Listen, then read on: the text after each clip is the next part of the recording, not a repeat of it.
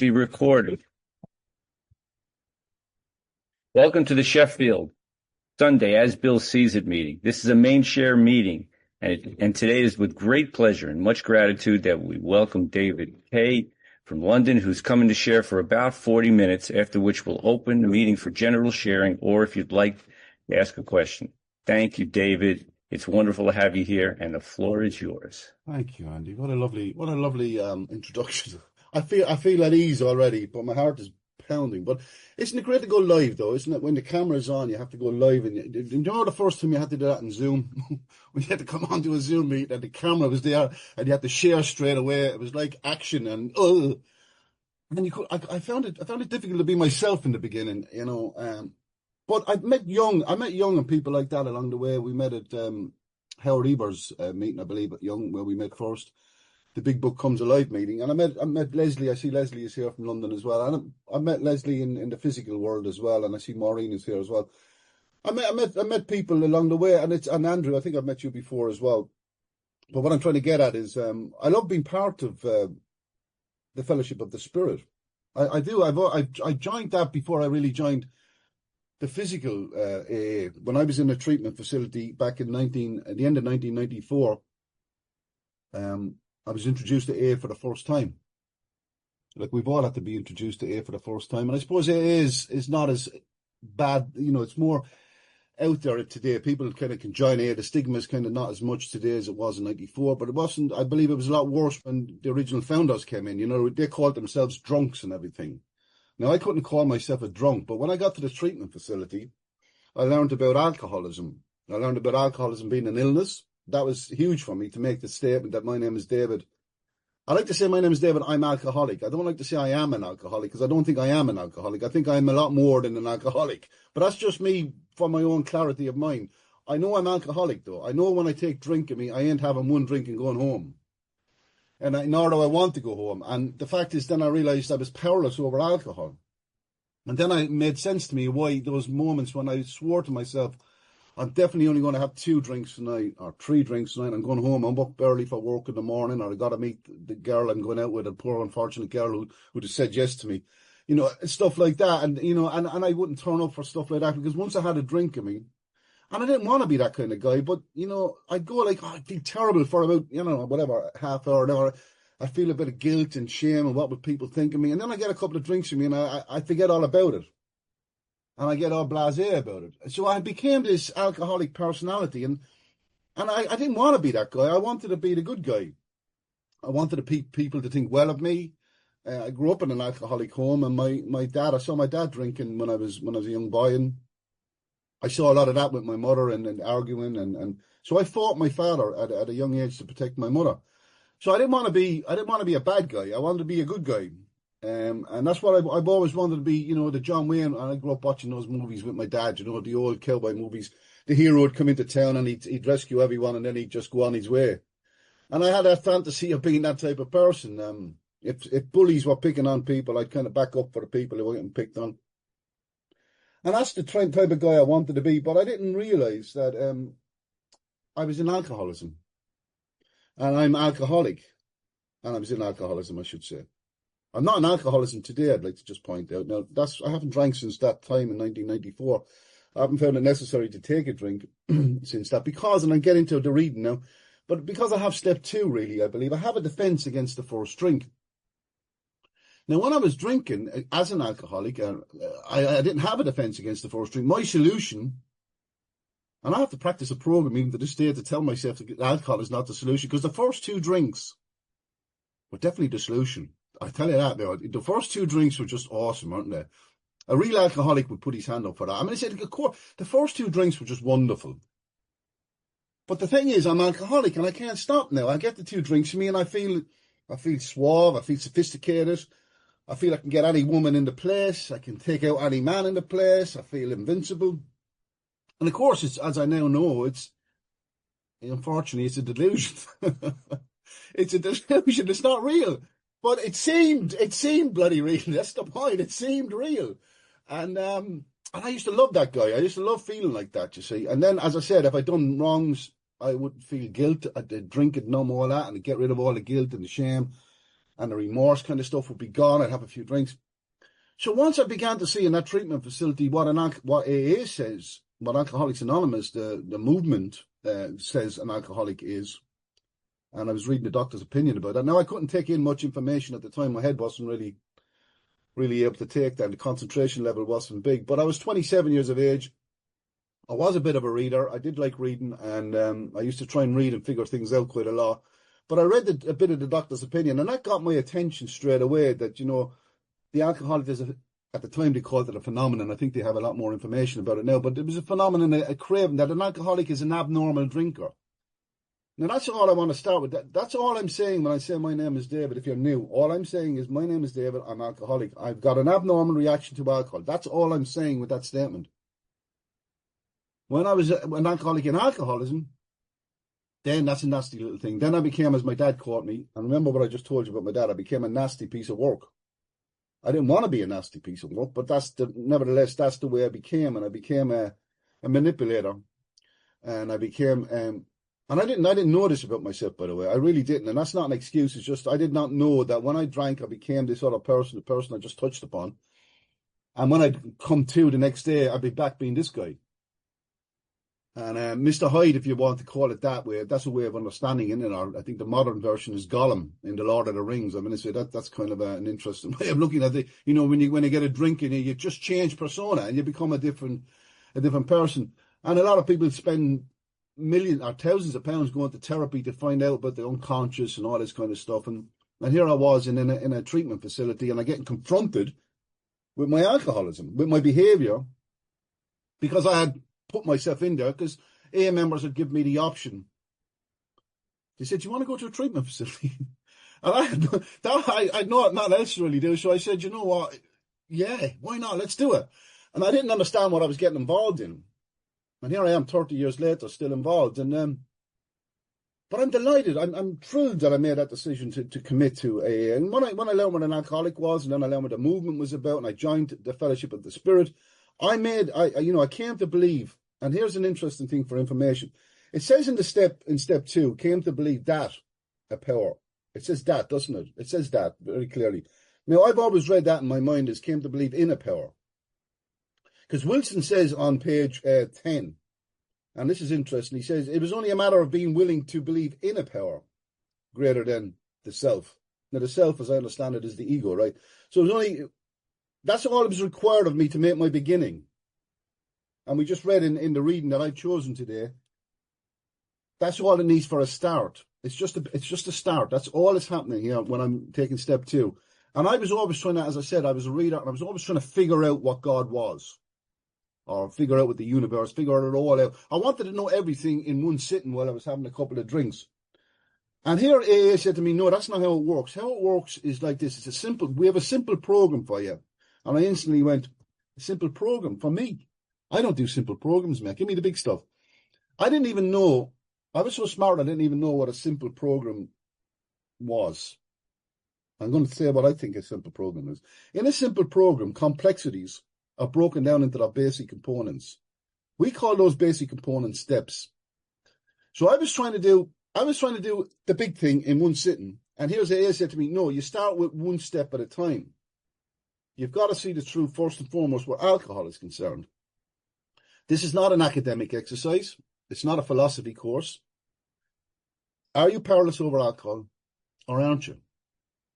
So as I said, I identified these times when I wanted to not drink, but yet I was drinking. And I said, that's what's happening. I'm powerless. I was up early for work in the morning. I liked work. I didn't like letting people down. But when I had a drink in me, I didn't care about people, kind of thing. So I had that kind of stuff going on. But I didn't, naturally, I'm the kind of a guy, I'm a loyal guy, I'm committed and stuff like that. And I value my word, I value my word. But when I was drinking, it was the complete opposite to that. So here I was, that made sense to me of why I behaved the way I behaved, why I had these fierce resentments. Now, I didn't get into all that in the beginning, but I got the gist of it by listening to people. They were vengeful resentments. And I'm born in Ireland, so I have hundreds of years of resentments. And that was going on with me. So I had a lot of this stuff going on, and of course the trauma that goes with all that stuff and the ancestral stuff that goes with that. And I had no acceptance around that at the time. Political landscape was completely different when I was growing up. So I really no acceptance about life on life's terms. And because I was trying to be a good guy. And here's the thing, I was trying to be a good guy in a bad world. And I never learned how to adapt to what is. And I said, I began to see who gets on in this world of people who are nasty pieces of work. So I decided, very young, I was going to be a nasty piece of work. I'll show you who's, and that's the way I behaved. But I didn't think that's who I was, and I hope you're still with me. But I didn't think that's who I was. I was trying to be the good guy, and it was only the circumstances that was making me be the person I had become. And alcohol was my solution. So hopefully you're still with me on that. So alcohol was my solution for that. But I didn't know I was alcoholic. So when I drank, then I went into alcoholism. And then I was in what we call a spiritual malady, which is meaning, as I understand it, I cut myself off from the higher power, which I'm going to kind of get into now shortly. This thing I believe in, this great reality deep down within. Now, I wasn't in sync with that. Now, the whole purpose of step 3 is to put my will in alignment with the principles that I've been born with. See, AA didn't give me principles. No one came in and no one came up and said, there's a bag of principles. They call them spiritual tools laid at your feet, but they're not spiritual. They don't give you the principles. I have the tools to practice them.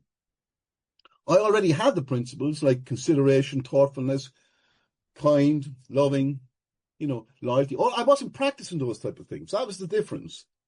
I was saying, well, you're not practicing it, so I'm not going to practice it. If you be nice to me, I'll be nice to you. Now, who behaves like that? A teenager. So I was a teenager. Okay, when you're a teenager, you get away with that because you're a teenager.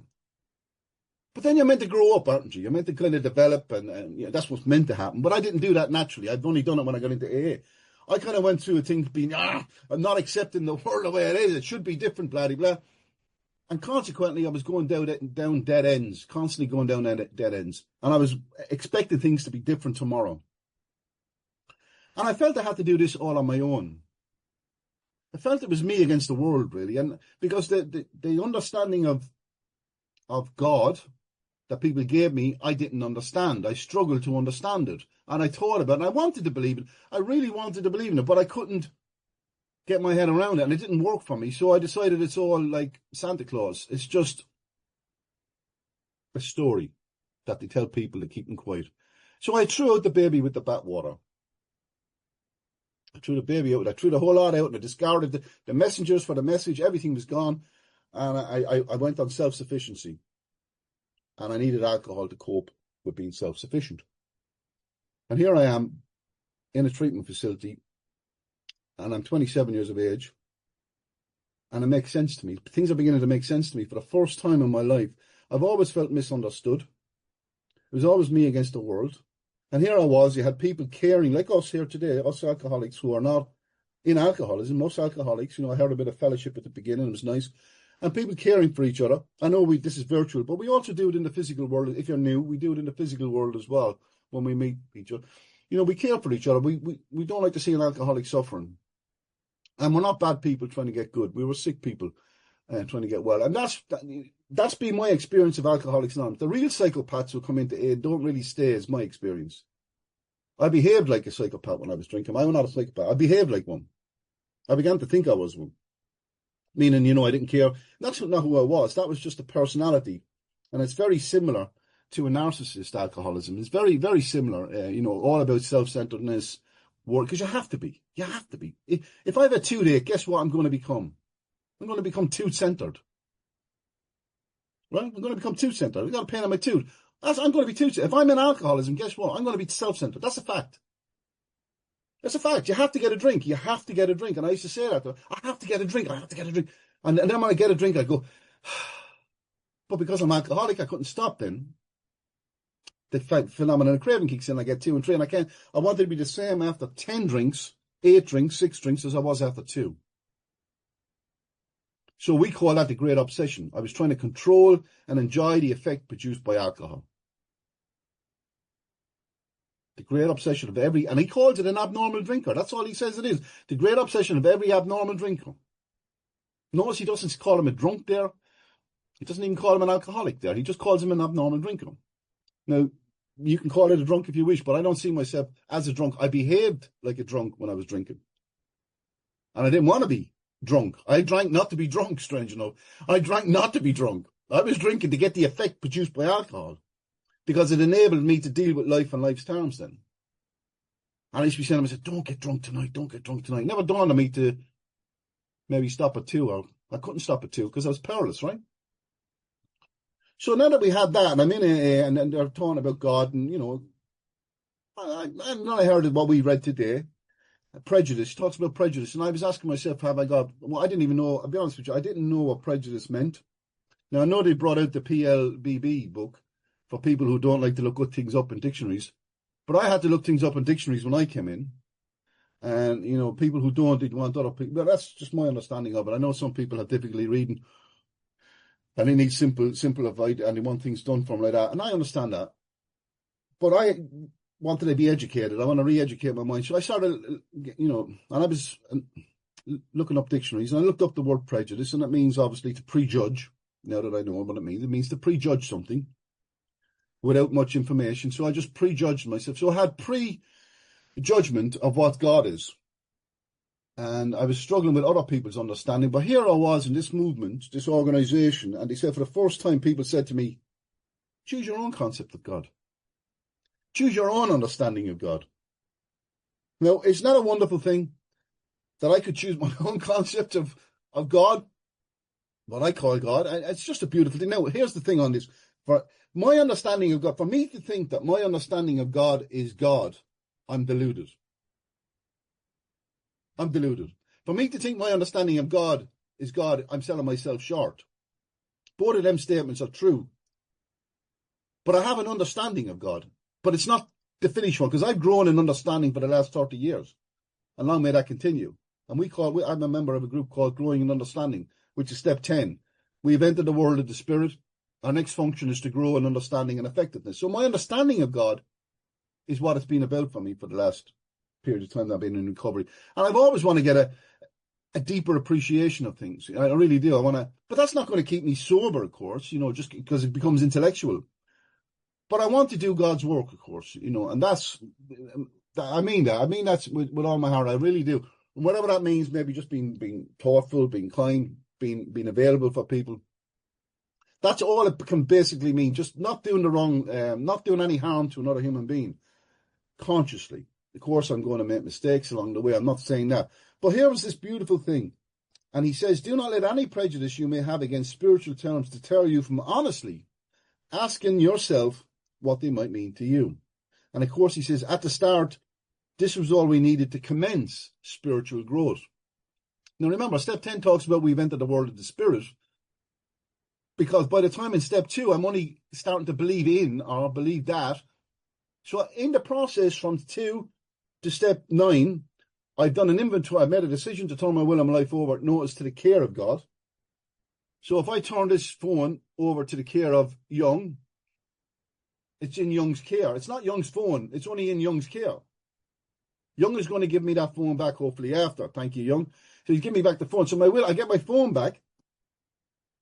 So I turn my will over in step 3 by doing step 4, 5, 6. And at the end of the step 7 prayer, he says, as you go out from here to do God's bidding. And what do I do then? That's my will turned over now. Now I got my will back. I'm making a decision to go out and making a list of all the people I harmed. Now, before I turned my will over, I could not have made that decision to turn my will and my life over to the care of God. Before I'd done that, I could not have done that to make restitution to people. I would have looked at the wrongs that were done to me.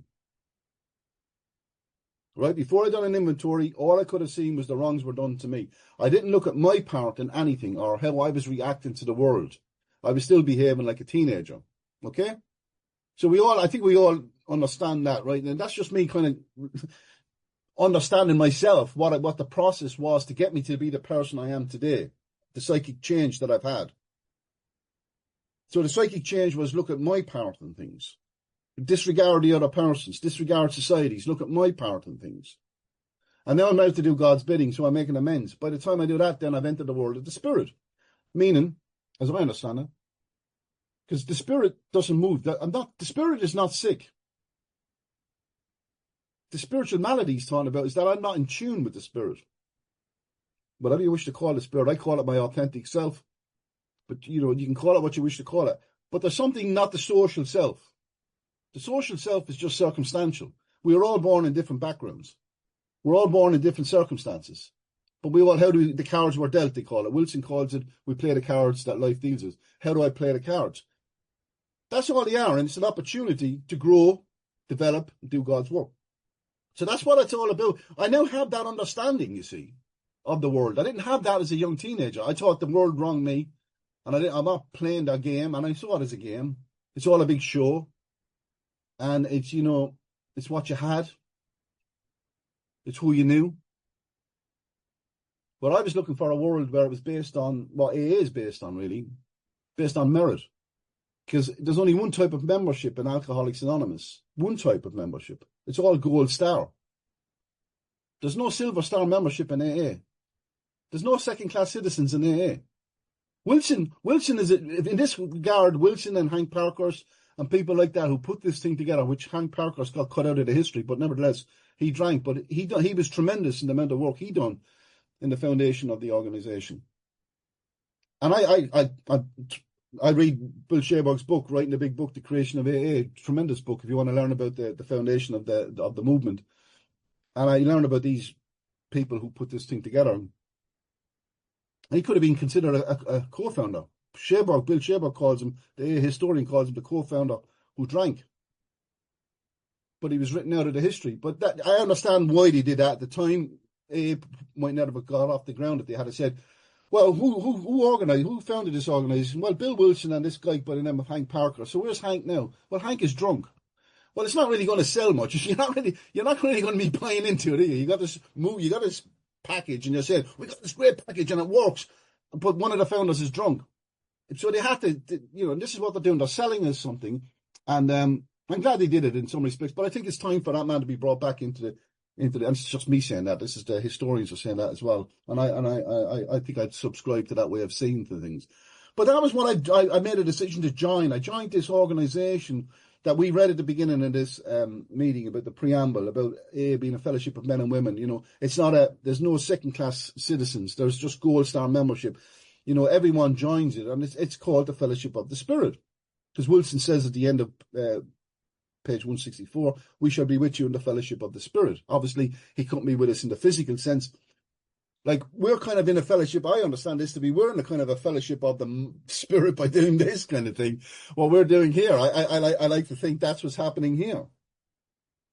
So that's where I was at. I joined AA. I made a decision. AA was going to be the power greater than me, myself, the ego, that was going to restore me to sanity. And that's what I believed in. I believed in AA. Now, here's the thing.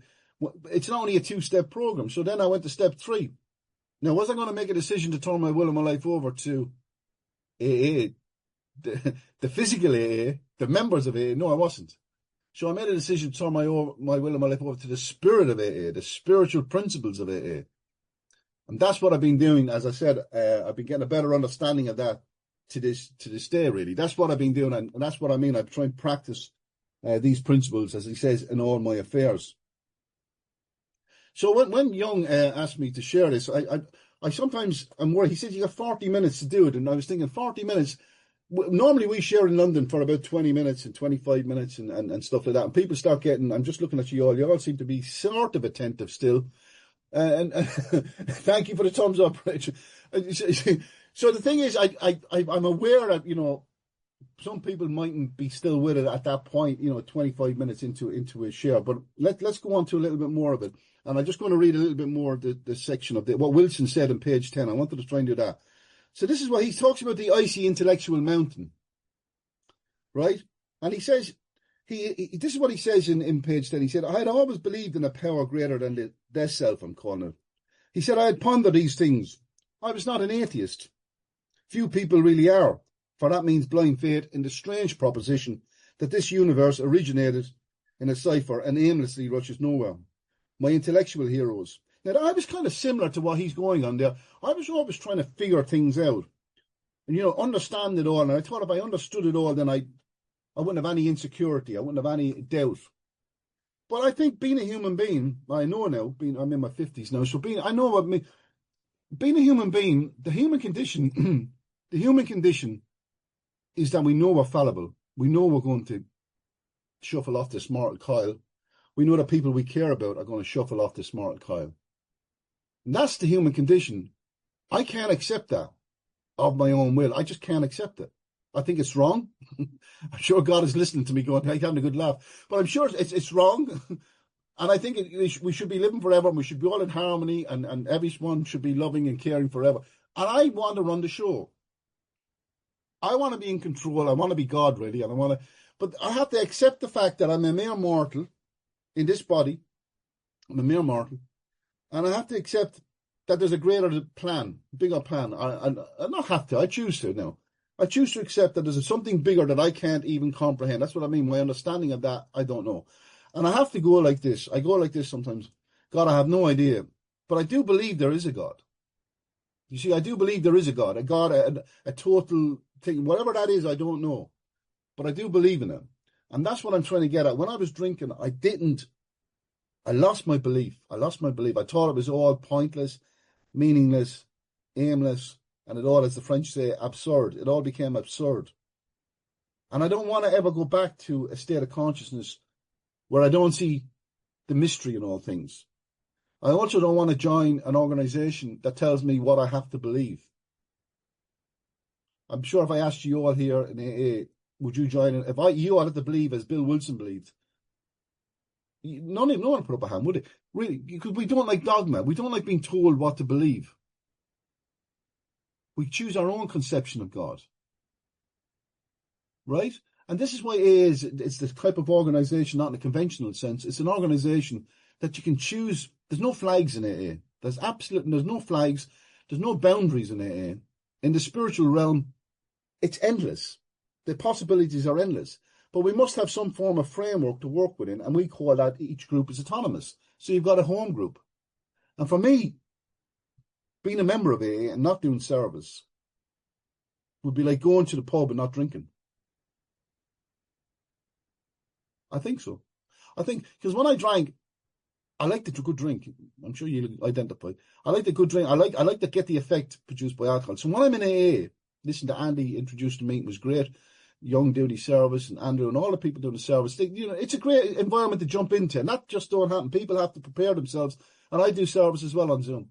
And you have to get into the spirit of things. And I picked up on that when I got into this environment. Because those leaders, and that's what they are. Wilson was asked about leadership, and he said, leadership is not the problem. It's lack of leadership is the problem, he said. Because leaders are trusted. We do have leaders, and they're trusted servants. He said it's the lack of leadership. So I like people to be able to lead by example. And that's not to say, I know it all, I have it all sussed. No, but when I create an atmosphere of recovery, and that's why I was attracted to Alcoholics Anonymous, and I choose to believe in Alcoholics Anonymous. I had the willingness just to believe in Alcoholics Anonymous. Okay, so if I went to, and here's the thing, and it is a bit controversial, so just take it as I'm saying, and I don't know, I've been to just hundreds and hundreds and hundreds and thousands of meetings, and I've been to, let's say, one particular one. And if that was my first meeting, I would not have joined AA. Not all meetings are suitable for me. Who put my hand up? Someone put my hand up. I didn't put my hand up, but I'm waving at myself. But so see, this is the thing I'm trying to get into. You see, if I only look at AA as a selective thing, or physical thing, I probably wouldn't join it. Because what I do is I probably only look at the differences. And there's a lot of differences. And not everyone thinks similar to the way I think. And that's okay. I'm not saying that. But when I came in, I wanted more or less everyone to be on a similar way, do the book exactly the way it's written. You have to do it the way it's written. And I can go to some meetings and they don't even know the book is there. And I'm not saying that's wrong for them. It's wrong for me. And that's what I've had to come and grow into. I had to grow and be mature enough to say, some people have a different way of doing the program, a different understanding, and that works for them. So what works for me might turn them to drink. And what works for them might turn me to drink. So I've got to find my own understanding of things. And that's why I have my foundation now, that when I came in, I joined the Fellowship of the Spirit. You see, I didn't have any foundation when I was a kid, and when I was a teenager, I just dismissed the whole lot. I threw the whole lot out. Now, I could throw AA the whole lot out because I get into a meeting where the messengers I mistake the messengers for the message. Right? And we don't want to be mistaken the messengers for the message. Get your own, and I'm talking to myself, of course, here, but it's about getting my own connection with this, what Wilson said, and I thank him forever, hopefully, for that. The great reality lies deep down within. It's not something externally. It's an inside job. I think we all heard, we all know, I think we all intuitively know this. But I think society, and there's a lot of money invested in this, to distract us from this. And you know, a lot of people want us not to be looking inside. They want us to be looking outside. And they're telling us something else and something else. There's a lot of propaganda. A lot of organizations don't want us to be in conscious contact. Let's just be, this is a spiritual, can be considered a war. But some people don't want you to be spiritual. You have to accept that fact. That a lot of people, some people don't want you to be spiritual. They want you to be loving and caring and considerate and thoughtful. Maybe it's my computer, but that seems to be going up. Thanks for putting it down, you. But that's what I understand the world is. There's people who just all they see is material. And again, I'm not making a judge. That's for them. But AA for me is primary, my spiritual point. Secondary, I like the material stuff, but it can't be my primary. And you know, and again, Wilson said, you know, no one made a worse mess of trying to live by the formula of materialism than we alcoholics. We never had enough of what we thought we wanted. And that was me when I wasn't grounded with my deep reality, deep down within. I was insatiable. I never had enough. And what you had, I thought was better than what I had. I wanted what you had. And when I got what you had, it wasn't what I thought it was. Because now I have this connection, I can see things for what they are. I feel very fortunate to have tapped into that inner resource. And as I'm trying to say all through this chat is, I'm trying to get a better understanding of that. And I'm trying to convey that to my experience to other people. So by getting that and understanding that, you know, the primary purpose of my life today is to stay sober and to help another alcoholic to achieve sobriety. Now, I was fortunate enough, I was at a meeting last night, and we had a newcomer at the meeting, and she was with her dad. Her dad came to the meeting with her, which was nice. And we were fortunate enough to be able to speak to them after the meeting. This is my home group here in Camberwell. That's where I'm from, Andrew, Camberwell, down here in Camberwell in South East London. So we were able to talk to them. Now, if that nothing else happens for another year, I can kind of go, well, if I hadn't been sober, at least that was, I got sober, I was able to talk to that person as a representative of AA with no aggression, no anger. And I was just able to be the best version of AA that I could be. I'm not saying I'm the definitive one, of course, Andrew, but I'm just saying I'm a version of it. And so I was able to be respectful and just say to him what I thought an alcoholic was. And, you know, like I've more or less shared with you, that it's just a physical abnormal reaction. And some people have that abnormal reaction. The father was very interested in it. And then I said to him, by the way, do you know we have such a thing as Al-Anon? And he kind of, oh, what was? And then I told him about Al-Anon and about the importance of him going into that. So it's about accepting the things I cannot change, accepting my fallibility, my insecurity, to try and grow in this emotional state that Wilson called the next frontier, emotional sobriety. You know, he wanted total control. He wanted absolute certainty. He wanted a perfect romance. They're the characteristics of a teenager. The characteristics of a teenager. We have to accept the fact that I was behaving like a teenager in alcoholism. And the minute the alcohol wear off, I'm trying to be a grown-up, but I have no foundation then. I have no foundation. Now I have that foundation that I went through the process in step 4. I looked at myself, put the mirror up, looked at myself.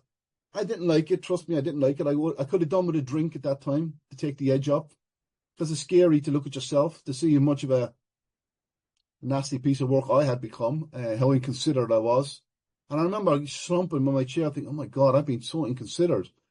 So, of course, I wanted to put that right. But then it's a process. You got to do one step at a time in a simple program. You must do one step at a time.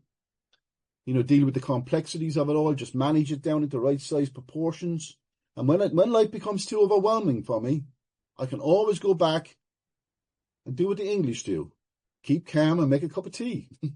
You just simplify or just get right. And I understand that now. That's good. Let's just take a moment out, have a cup of tea, and then come back to it. Whereas before, I'd be racking my brains, and not accepting it. And then getting angry, and of course I'd blame my father, and I'd blame society. And now I go, there's a lot of great stuff happens in society. There's a lot of wonder, in spite of everything else, in spite of all, we call them the baddies, in spite of all the baddies, there's still a lot of great stuff goes on in the world. I'd love to put on a channel, I think you'll identify with it. I'll put on a channel someday on the TV, and it's going to be the good news that happens in the world. All it's going to have is the good news. Here's all the good stuff that happened today in the world. Not all the negative stuff that's happening in the world, and not to be catastrophizing all the stuff that's happening. Here's the wonderful stuff that's happening. And when I'm in AA, in the spirit of AA, like that dad last night with his daughter, that's powerful to me. I see mothers coming in, and I know what it's like to be a kid of an alcoholic. So I appreciate the fact that person, she might say, and men say this as well, they step over the child to get a drink. I understand that. That's the woman or person doesn't want to be like that. Of course they don't, but they have to get a drink. They have to get it. I understand that. You have to get a drink if you're in alcoholism because you're powerless. But we need to be willing to believe in something greater than the self.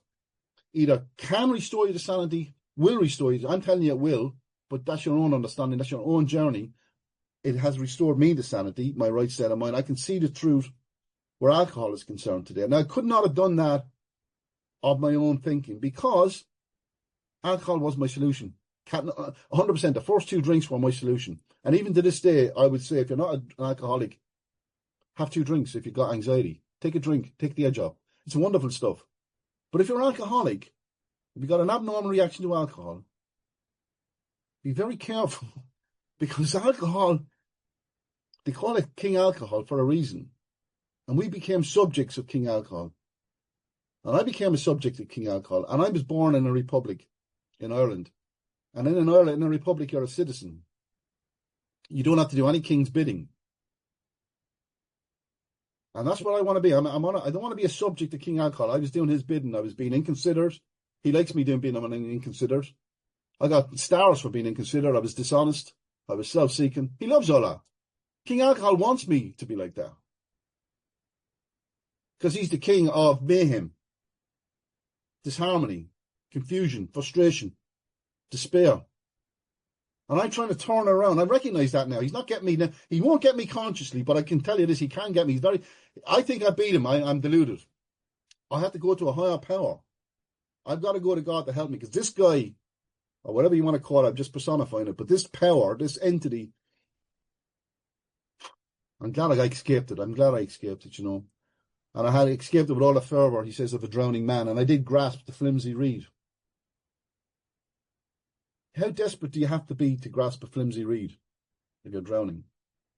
We have people coming into AA today, and I have, I'm just filling up the 2 minutes, but we have people coming in today into AA, and I'm not saying it's wrong. They come in, they're not desperate cases, nor do they have to be. But the problem they have is, can they surrender? Can they concede to their innermost self that they're powerless now? And some of these young people, we call them, and listen, I'm trying to understand it. Because the book was written for people, last gaspers. And they're not last gaspers now as a result of the work that we've done, us here, because we're a continuation of the previous generation. And the next generation of people are coming in, and they're getting the experience now because the stigma is gone from alcoholism. But I don't think they realise what we're doing here is getting in contact with this spiritual entity that we're all of. I think I heard a guy say recently, it is a bridge to normal living. And that's one of my worst statements I've ever heard. How could a 12-step spiritual program be a bridge to normal living? Well, if normal living in the world is everyone's practicing spiritual principles, I'll agree. But that's not the norm in society. The norm in society is not spiritual. So that, it's a bridge to spiritual living. AA is a bridge to spiritual living. And it's a spiritual living regardless of how the other people treat me. I've had to renew my membership many times because in step 10 again, in the 12 by 12, and I remember talking to my sponsor about this really in the beginning, and I really, what have I joined? He said, it's a spiritual axiom that whenever I'm disturbed, No matter what the cause, there's something wrong with me. And I used to go to him, what did you mean there's something wrong with me? He just said that to me, or she said that to me. And he said, but you're the one with the program, David. You're the one with the 12 steps. You're the one who has to practice it. And I go, oh my God, what have I joined? So I joined trying to be a grown-up, trying to be a mature, responsible, and here's the final line, a fine specimen of manhood. So with that, I appreciate you listening and giving me the time to share. Thank you, Young. Thank you, Andy.